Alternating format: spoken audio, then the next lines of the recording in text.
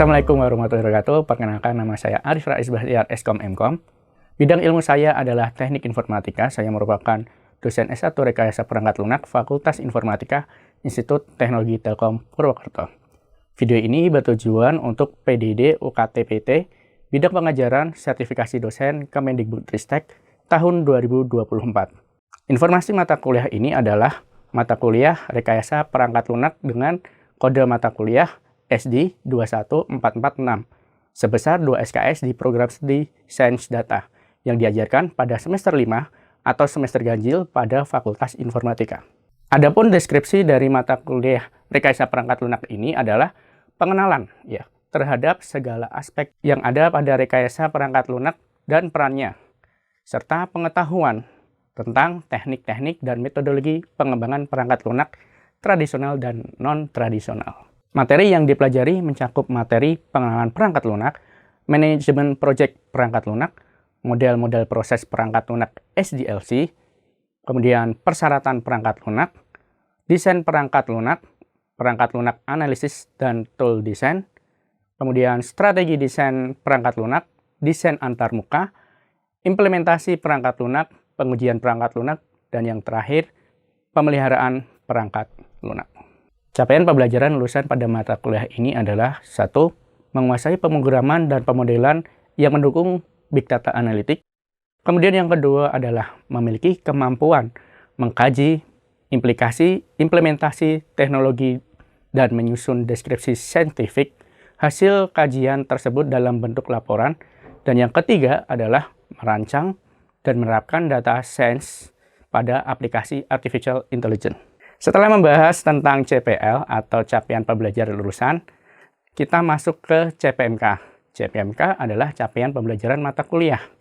Jadi, capaian pembelajaran mata kuliah untuk mata kuliah ini yang pertama adalah mampu memahami konsep proyek perangkat lunak.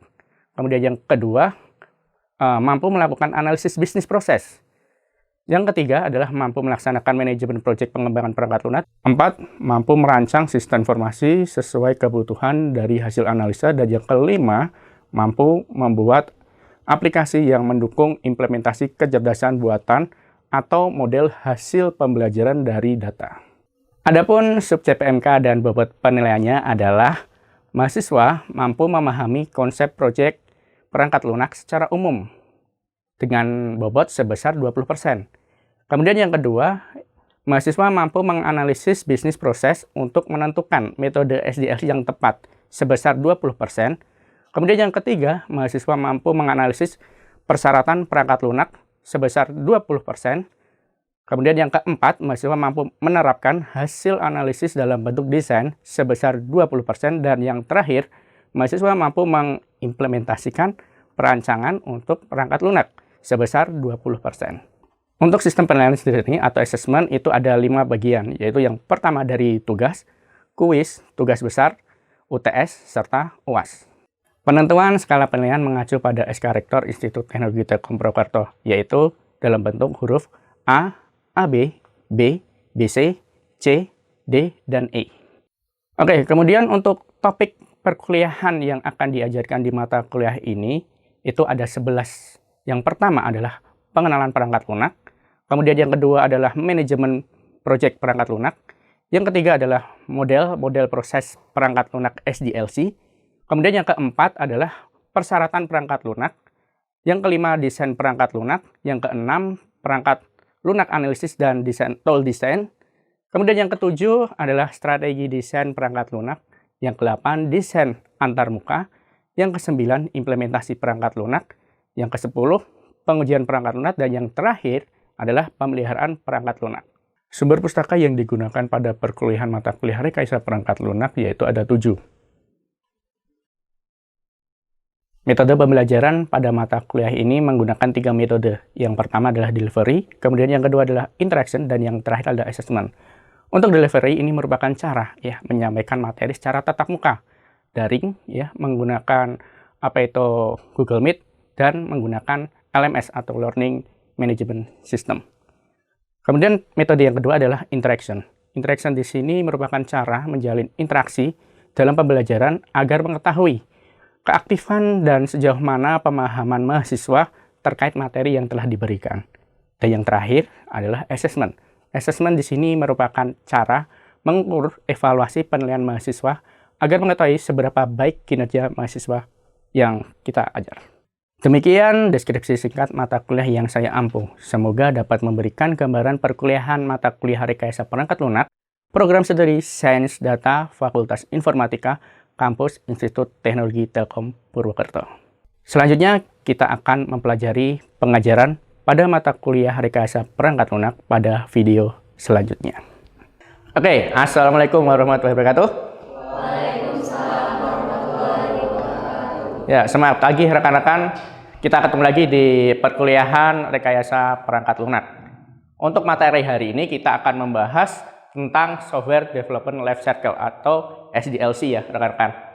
Di pertemuan kedua ini kemarin kan kita sudah bahas nih pengantar tentang rekayasa perangkat lunak seperti apa.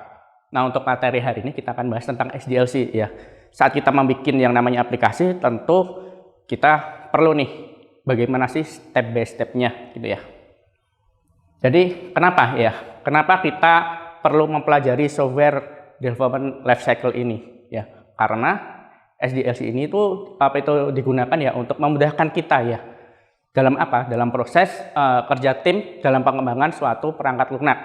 Yang dimana di pengembangan perangkat lunak ini ada software analisis, kemudian ada software designer, ada programmer, dan software tester.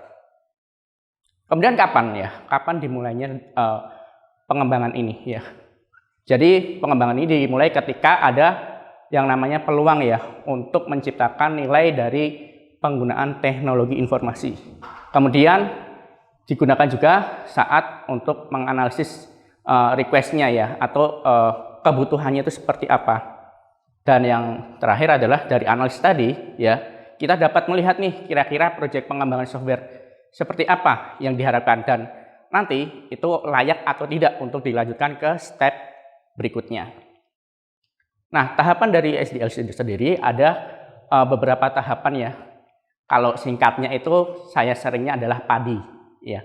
Planning, Analysis, Design, sama Implementation ya. Tahap planning sendiri itu kita menjelaskan ya mengapa proyek ini tuh dibuat ya. Di planning ini sendiri itu ada beberapa kegiatan ya yang harus kita kerjakan, yaitu system request, feasibility analysis ya atau analisis kelayakan. Kemudian di analisis ya, di sini itu akan membahas tentang pemodelan ya, seperti apa kebutuhan bisnisnya, mulai dari proses bisnis ya, kemudian nanti luaran-luarannya seperti apa. Nah, pemodelan di sini tuh biasanya kita gambarkan atau visualisasikan itu dalam bentuk UML ya rekan-rekan. Tentu UML ini juga nggak semuanya ya kita gunakan ya, hanya beberapa untuk di tahapan analisis, yaitu adalah use case ya, use case diagram itu nanti include dengan use case skenario, kemudian ada activity, sama yang terakhir adalah sequence diagram. Nah, dari tahapan analisis tadi itu masuk ke tahap yang namanya desain ya. Di sini tuh akan menjelaskan ya bagaimana sih nanti sistem itu bekerja atau berjalan. Dan untuk desain ini itu dibagi menjadi 3 bagian, yaitu desain program atau desain sistem ya. Kemudian user face UI design. Kemudian yang selanjutnya ada data design atau database design. Nah, ini ambilnya dari mana ya? Ambilnya ini itu dari sequence diagram yang ada di tahapan analisis. Yang seperti yang kita ketahui di tahapan sequence diagram itu ada yang namanya boundary ya. Ada boundary, kemudian ada controller, terus yang terakhir ada entity ya. Gitu. Nah, nanti jelasnya kita bahas di slide selanjutnya ya. Nah, setelah tahap desain ini nanti sudah dijalankan, maka selanjutnya ya kita langsung mengimplementasikan ya. Mengimplementasikan apa yang telah didesain di tahap ini. Dalam bentuk apa? Ya, dalam bentuk sistem construction ya. Jadi di sini nanti itu ada penggabungan unit-unit ya. Biasanya kan ada banyak modul tuh. Nah, nanti diintegrasikan modulnya menjadi sebuah sistem. Kemudian ada tahap testing ya. Nanti kira-kira itu jalan nggak nih ya. Tentu testing itu banyak ya. Contohnya ya, salah satunya ada black box testing ya, yang digunakan untuk apa? untuk menguji yang namanya fungsional dari sistem yang kita buat. Dan yang terakhir itu adalah documentation dan installation. Ini biasanya nanti keluarannya atau outputnya itu berupa user guide gitu, atau user manual ya. Gimana sih nanti kerja sistem yang dibuat nih, yang versi stable-nya gitu. Nah, untuk tahapan pertama ya, tadi kan tadi nih, planning, analisis, desain, sama implementation. P-nya berarti planning ya. Di tahap planning ini itu ada yang namanya system request ya. Di system request ini kita bikin dalam bentuk tabel ya, tabel system request yang dimana di situ ada beberapa elemen ya yang kita gunakan, yaitu ada business need, kemudian ada business requirement dan business value. Kalau business need di sini tuh kayak masalah apa sih yang ingin kita identifikasi ya. Nanti kita jelaskan di sini ya. Oh, contohnya adalah penurunan penjualan gitu. Kemudian dari penurunan penjualan tadi kira-kira kebutuhan yang untuk diterapkan di sistem seperti apa? Oh ya, intinya dengan permasalahan tadi ya, gimana caranya bisa online ya. Informasinya bisa diakses secara online. Nah, dari diakses secara online, maka muncul yang namanya business value ya. Business value di sini tuh fokusnya adalah lebih ke manfaat ekonomi ya. Dengan online tadi apa nih manfaatnya? Oh, ternyata bisa membuat pendapatan dari dari orang tadi ya, yang sebagai kasus tadi itu meningkat nih. Gitu. Next, kemudian adalah analisis kelayakan ya. Jadi untuk analisis kelayakan di sini tuh dilihat dari beberapa meter ya. Yang pertama adalah kelayakan teknikal, kelayakan ekonomi, dan kelayakan organisasi. Kalau kelayakan teknikal di sini ya kita lihat nih, kira-kira bagaimana nih ya familiarity with application-nya seperti apa ya, project size-nya bagaimana, compatibility-nya ya, compatibility-nya seperti apa. Kalau ekonomi ya kita melihat dari ROI, BEP, dan intangible benefit ya. Kalau organisasi ya kita membahas tentang bagaimana strategi ya, biar software tadi itu bisa digunakan ya. Kadang saat kita membuat aplikasi ya jangan sampai itu bertentangan dengan peraturan yang ada gitu. Nah, tahap kedua setelah kita melakukan planning, kita masukkan yang namanya analisis. Nah, analisis di sini itu kita masuknya ke dalam pemodelan perangkat lunak.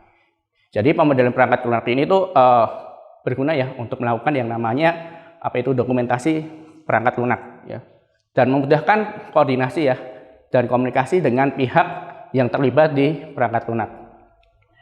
Nah, konsep dasar dari perangkat lunak itu ada banyak ya, yang dimana model itu merupakan gambaran abstrak dari perangkat lunak yang akan kita atau tim buat ya.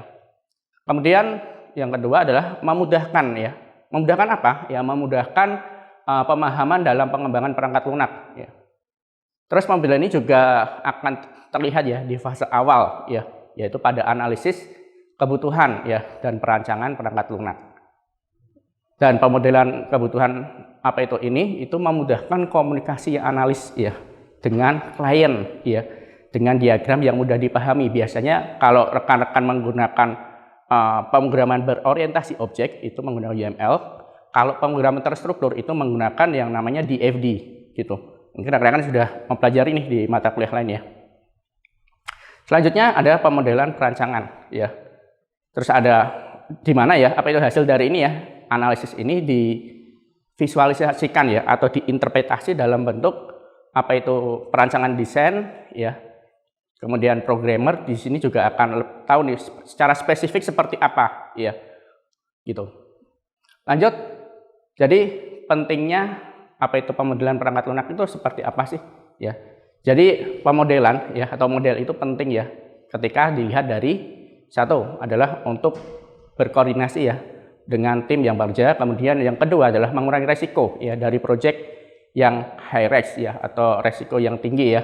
Kemudian yang ketiga adalah mengurangi yang namanya kerugian dari proyek yang biayanya tinggi gitu. Nah, kualitas pemodelan ini itu adalah menjadi kunci ya. Kunci dari apa? Kunci dari keseluruhan proyek perangkat lunak ya. Jadi pemodelan yang bagus itu ya nantinya akan diimplementasikan ya dan diuji ya Dan hasilnya tentu akan bagus juga ya, dan akan memudahkan ya penambahan fitur dan memudahkan nanti tahap maintenance dengan adanya apa? Dengan adanya dokumentasi ya. Kemudian ya analisis dan desainer ini juga akan menentukan ya kualitas dari perangkat lunak sebelum diserahkan ke programmer ya. Kalau seumpama nih ya analisisnya itu kurang tepat atau mungkin kurang detail, maka nanti outputnya bagaimana rekan-rekan? Apakah akan sama seperti yang diharapkan oleh klien? Tentu tidak ya. Maka di situ kalau seumpama nggak sama akan muncul apa? Biaya lagi nih, karena dia harus mengulang dari awal lagi. Logikanya kan kayak gitu. Kalau enggak mungkin akan ada kerugian waktu ya. Harusnya dalam 1 bulan itu selesai ya. Tapi karena adanya kesalahan tadi, maka jadi molor gitu ya. Nah, ada 3 parameter kualitas pemodelan dari perangkat lunak ya. Yang pertama adalah kualitas sintaktis, kemudian kualitas semantik, dan yang terakhir adalah kualitas pragmatis. Nah, yang pertama dulu adalah kualitas sintaktis ya. Ini adalah penulisan ya. Jadi di pemodelan itu ada bahasa ya. Yaitu tadi ya, kalau rekan-rekan menggunakan berorientasi objek, menggunakannya ini ya, UML. Kalau rekan-rekan menggunakan yang terstruktur itu menggunakan DFD. Gitu. DFD itu kan ada apa? DFD level 0, terus level 1, 2, dan seterusnya. Gitu. Nah, untuk case hari ini kita akan membahas tentang UML ya, karena memang sekarang kebanyakan kan sudah basisnya berorientasi objek ya. Jadi UML ini merupakan suatu bahasa ya, yang digunakan untuk menentukan ya, memvisualisasikan, serta membangun dan mendokumentasikan ya, mendokumentasikan dari suatu sistem informasi ya. Dan UML ini juga dapat ya digunakan untuk memahami dan mendokumentasikan setiap sistem informasi tahapannya itu bagaimana. Kemudian selanjutnya adalah kualitas semantik ya, atau makna. Jadi kualitas semantik ini berkaitan ya dengan tujuan ya menghasilkan model yang membuat pernyataan yang benar ya tentang domain yang dipertimbangkan ya, baik untuk proses ya apa adanya atau proses yang akan datang nantinya. Nah, penilaian kualitas semantik ini adalah merupakan proses ya, model ini harus dibandingkan ya dengan domain dunia nyata ya dari proses bisnis tertentu. Jadi kita harus melihat nih, seumpama prosesnya itu sudah diterapkan di dunia nyata, kira-kira dengan adanya aplikasi nanti itu bagaimana ya, sama nggak nih gitu perjalanannya gitu. Kemudian yang terakhir adalah kualitas pragmatis ya. Kualitas pragmatis di sini adalah berkaitan dengan tujuan ya, membangun model proses kegunaan yang baik ya. Yang dimana aspek kualitas pragmatis di sini tuh menunjukkan persepsi atas aspek teknis ya, yang fokus pada tercapainya sebuah fitur ya. Jadi dalam desain produk ya, sistem maupun layanan. Nah, tujuannya ini juga dapat tercapai ya jika tugas ini dapat dilaksanakan secara cepat dan efisien dan dapat dipahami. Kemudian kita masuk ya ke sebenarnya di tahap pemodelan itu ada apa saja sih ya. Tentu kan saat tahap pemodelan itu kita harus melakukan yang namanya analisis ya. Kita kan melakukan mungkin wawancara ya. Kita observasi, wawancara, setelah itu kan dapat nih ya, dapat apa? Jawabannya ya. Jawabannya kemudian kita lakukan yang namanya pemodelan. Pemodelan yang pertama ya kita olah dalam bentuk use case diagram ya. Yang dimana di sini tuh include ya, use case diagram itu include dengan yang namanya use case skenario gitu. Setelah use case diagram ini nanti sudah jadi, maka tahap selanjutnya adalah membuat yang namanya activity diagram ya. Activity diagram, kemudian yang terakhir adalah bikin sequence diagram. Nah, ini adalah contoh ya penggunaan dari dari penerapan ya dari use case diagram dan use case skenario ya. Gitu. Jadi di sini gambarnya kalau rekan-rekan ini namanya use case ya rekan-rekan yang bulat-bulat nih. Seumpama use case-nya itu ada 10, maka activity-nya ada berapa? 10. Sequence-nya ada berapa? Ya, 10 juga ya. Jadi itu harus sama ya. Jangan sampai ya nanti rekan-rekan mungkin saat melakukan analisis ya use case-nya itu hanya 5 ya, mungkin 5 ya. Tapi activity dan sequence-nya itu mungkin nggak sampai 5 gitu. Berarti ada beberapa yang belum di breakdown ya gitu. Nah, untuk template-nya sendiri seperti ini ya. apa itu untuk use case skenario. Jadi dari sini nanti diturunkan nih. Ya, di sini kan menambah user baru nih. Kita turunkan use case skenario seperti apa sih? Siapa kira-kira aktor yang terlibat nih? Ya, terusan kondisinya gimana? Oh, dia harus login ya. Kemudian setelah login ya, nanti kalau berhasil bagaimana, jika tidak berhasil bagaimana. Gitu. Normalnya ini ya. Kalau dia gagal itu bagaimana? Gitu. Terus kalau sudah bagaimana? Oh, ternyata kalau sudah dia nanti akan mengarahkan ke posisi halaman login gitu. Selanjutnya di sini adalah activity ya. Ini merupakan contoh activity ya. Kalau activity itu pasti ada yang namanya ini ya, start sama end ya. Pastikan ini ya, ada start sama end-nya. Kadang apa itu saat kita membuat itu nggak ada ininya. Ya, kebanyakan yang sudah-sudah itu seperti gitu ya. Dia tidak ada start sama end-nya. Selanjutnya adalah contoh dari sequence diagram ya. Nah, ini tadi ya yang saya sampaikan di awal ya. Untuk sequence diagram ini merupakan bisa dikatakan sebagai penjembatan ya. Diagram penjembatan antara proses analisis dengan proses desain gitu. Yang dimana untuk proses ini ya dari sequence itu ada yang namanya boundary, ada controller sama entity ya. Dia memiliki icon-iconnya sendiri ya. Kalau boundary seperti ini ya rekan-rekan. Kalau controller kayak gini ada panahnya. Kalau entity ya ini ya kayak ada bayang di bawahnya. Jangan sampai tertukar ya. Yang dimana boundary ini digunakan sebagai panduan atau guide ya untuk yang namanya seorang desain UI ya. Dia lihatnya dari ini, dia akan ngambil ini boundary-boundary-nya. Kan di sini ada boundary dua nih ya, yaitu form peminjaman sama detail peminjaman yang akan ditampilkan. Terus di sini ada yang namanya controller. Controller di sini berarti adalah sebagai patokan seorang desain sistem ya, membuat ya desain sistemnya nanti seperti apa. Dia lihatnya dari sini. Kalau entity ya ini di sini ada dua tabel ya. Entity ini digunakan untuk membuat yang namanya relasi database. Gitu. Nah, di sini kalau sudah ke analisis selesai, pemodelan selesai, maka selanjutnya adalah kita melakukan desain. Seperti yang saya sampaikan tadi ya, di desain itu kan ada 3 ya, yaitu desain sistem, desain UI, sama desain data atau database gitu ya.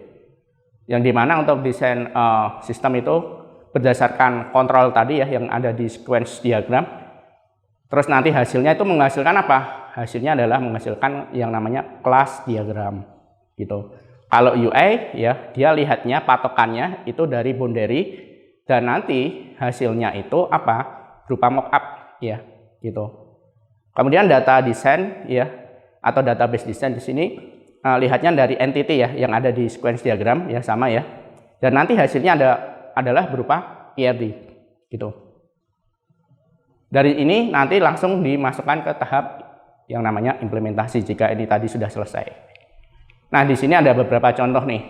Ini adalah contoh ya, apa itu desain sistem ya. Tadi mana kontrolnya? Bagian yang mana? Controller. Yang tengah ini ya. Dari sini itu kan apa itu? Peminjaman controller ya. Jadi bisa dibikin nih ya, kelas diagramnya. Oh, ada form peminjaman, ada detail, ada pinjam, ada buku gitu. Terus nanti hubungannya bagaimana gitu ya, rekan-rekan.